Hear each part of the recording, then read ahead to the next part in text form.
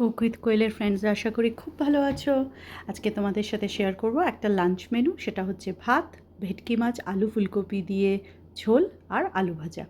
তো ভেটকি মাছটা করার জন্য প্রথমে আমি ভেটকি মাছের পিসগুলোকে ভালো করে ধুয়ে নুন হলুদ মাখিয়ে আধ ঘন্টা মতন রেখে দিয়েছিলাম।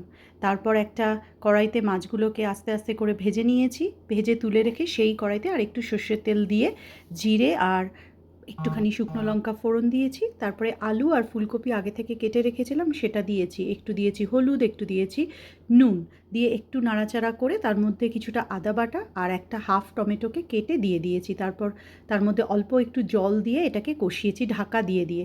তার মধ্যে এক দুবার উল্টে পাল্টে নিয়েছি আর দিয়েছি শুকনো লঙ্কা গুঁড়ো, ভাজা জিরের গুঁড়ো আর একটুখানি হলুদ গুঁড়ো দিয়ে আবার বেশ কিছুক্ষণ নাড়াচাড়া করে যখন দেখবো আলুগুলো অলমোস্ট সেদ্ধ হয়ে গেছে, ফুলকপি তো সেদ্ধ হতে বেশি সময় লাগে না, তো আলুটাই যতক্ষণ লাগে, তারপরে গরম জল দিয়েছি 2 কাপের মতন। তারপর একবার ভালো করে ফুটিয়ে নিয়ে ভাজা মাছগুলো দিয়ে আর একটু নুন দিয়ে ঢাকা দিয়ে রেখে দিয়েছি।